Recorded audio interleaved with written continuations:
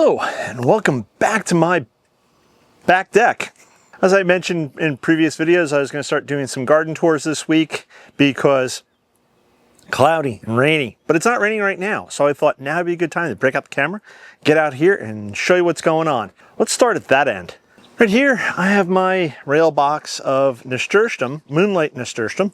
It's not doing much at the moment and looks a little bleh. Hoping that the rains will help out with that. I also have a few small marigolds in here, and I can't remember the name of the variety, or they're zinnias, I can't remember. But it doesn't matter, it doesn't look like they're doing much, but everything still seems to be alive. Hopefully, as we get a little bit more rain, and then once the sun comes out, these things hopefully just explode. Down below, I have two of my geraniums that I grew from seed this year, and they're doing incredibly well. I'm very happy with that, and hopefully in the next few weeks we start getting some flowers on them. Next to them, a sedum, and that is the Autumn Fire sedum. Pretty indestructible. Right here I have the first of my bag grown potatoes, and this is a German butterball. I believe it's already flowered, so it's gone past the flower, and so theoretically I could start harvesting soon. But I think I'll probably leave it for another 2 to 3 weeks, or at least until the top growth here starts to yellow and die back. I think that's a real good indicator of when you harvest, or when you can harvest. Down here is another geranium. That one's much smaller, and I'm not sure why. It may be because it's getting a little bit more shade, so I may wind up moving it around soon.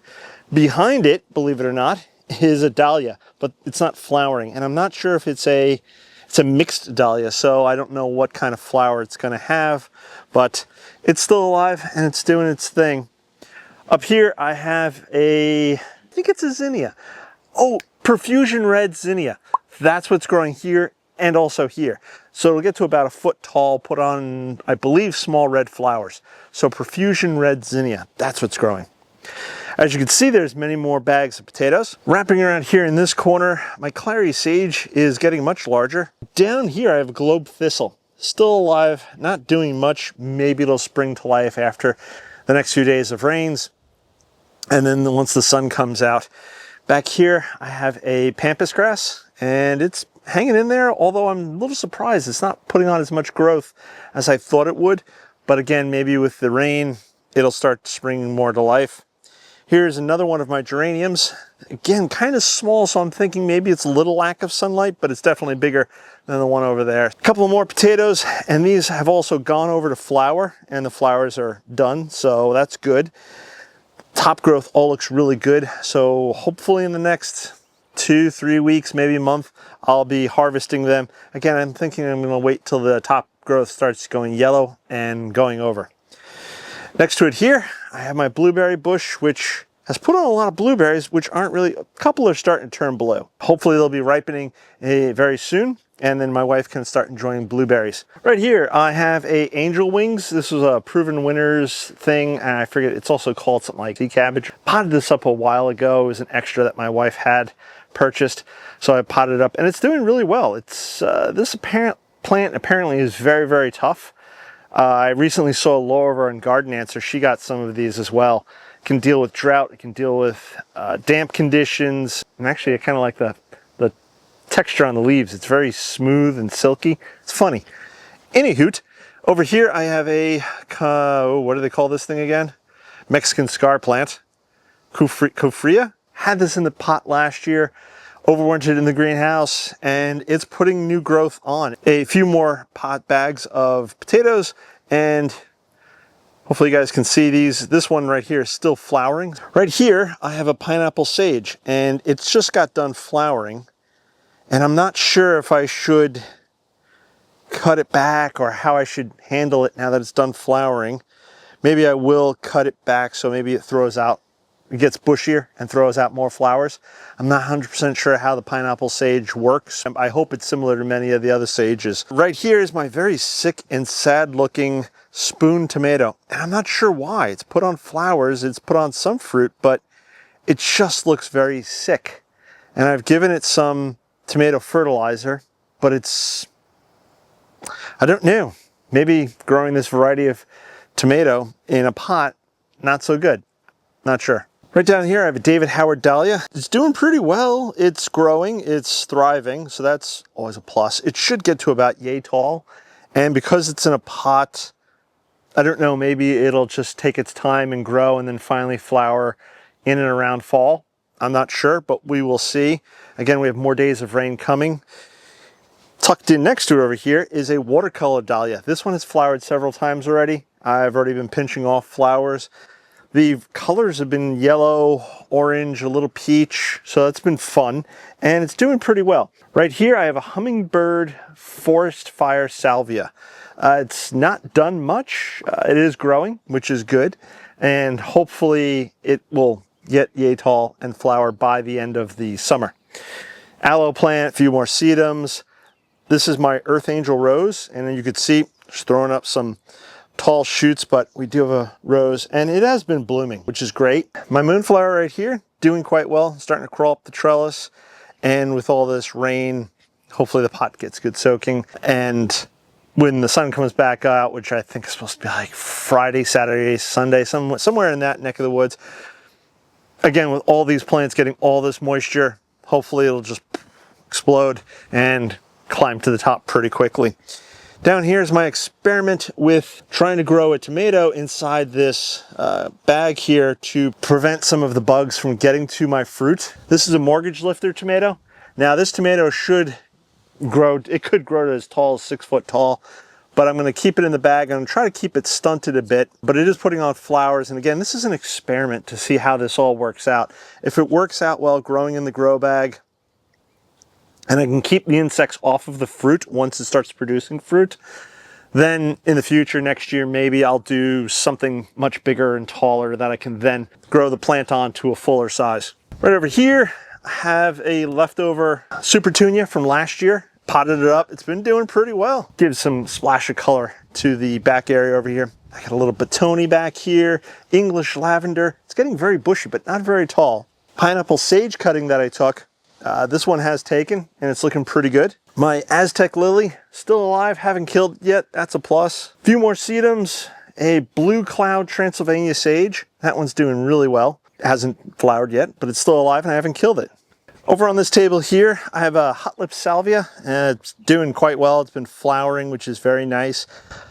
I got to do a little homework, or maybe if you guys know, should I prune it back a bit so it gets thicker and fluffier? I'm thinking maybe I should. I'm not sure. This is only the second year I've had this. I'm actually surprised it's still alive and I haven't managed to kill it, but it's doing well. Next to it is a hellebore. That'll be going down into the shadier parts, basically underneath the deck here for the summer. Otherwise, these leaves just get absolutely baked in the full sun. Back here, I have the railing basket my wife did with the begonias. It looks nice, it's doing well. The two pots that my wife did, hopefully you can see, whatever this viney thing is, it's really taking off, which is awesome. There's one other area I want to show you that's not on the deck, but hopefully in the future it'll be part of the deck area, maybe? We will see. Let's go look at that now.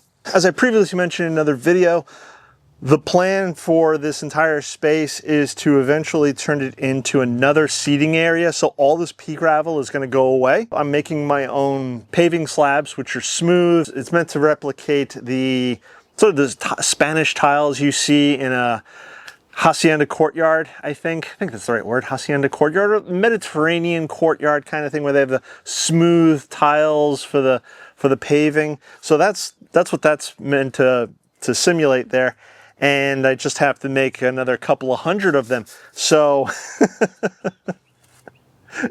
so over time I will do that, and over time all this pea gravel will be gone. This area stays mostly in shade for most of the day, gets probably 2 to 4 hours of direct sunlight at one point as the sun is passing through. Back over here I have some hostas in different conditions. It looks like I have a Patriot hosta that looks a little sickly. That's never good. An Empress Wu, which is good because the Empress Wu that I have in front of the house, yeah, it doesn't look so great. And when I do the front of the house tour, I'll talk about that. Filigree hosta, looking a little on the rough side, but hopefully it bounces back. Another filigree. If those two don't pop back, then this one looks really good, this filigree hosta. And I have another division of a filigree hosta that looks pretty good. This right over here is a Bear's Breeches. Now this Bear's Breeches, if you guys have been watching the channel for any amount of time, you know I planted a couple out in the flower garden and they're still relatively small. Still alive, still small. This guy has gotten easily double the size of the other two. I thought that they actually grew faster in the sunlight. I'll have to go back and check in on that versus the shade, because again, this guy's in more shade. But either way, it's growing and thriving. Over here I have my first fuchsia that I've ever gotten. It's a little shrub dwarf fuchsia, and it's been hanging in there. I've actually been keeping it alive, surprisingly, and I've learned that fuchsias, or at least this fuchsia, loves to be wet. Can't stand being dry in the slightest. If I don't keep the soil moist, and I don't mean like damp, I mean like moist, it has to be pretty wet, then it starts to get all droopy and sad looking. But if I give it water, it comes back to life. It's put on some incredible flowers, and it's starting to prepare to put on more flowers again, which is great. All around me here, I have various plants like an English single white daisy. I just had one left over from growing it from seed, so I potted it up and threw it in, tucked it in here amongst all the other plants. Bleeding Heart, which is fading back already, and then I have a lot of Agapanthus, which I'm hoping will flower. At least some of them will flower this year, but if they don't, they'll flower next year. And then this whole area should be filled with beautiful flowers. That's my hope and intention. Again, this whole area will be potted plants of various types and kinds. Mediterranean-esque feel, I'm hoping, thinking, maybe. The biggest change to this entire area will be the fact that pea gravel will eventually be gone. It may take a few years. It's not a high priority of mine right now, but eventually, hopefully, it goes away. If you guys have any questions, comments, thoughts, etc., please leave them below. I have no idea what area we may be doing next, so if you haven't subscribed, please subscribe. Click that bell icon to be notified when I do post a new video. This way you won't miss whatever garden tour I do next. With all that being said, I'm going to catch you guys in the next one. Bye-bye.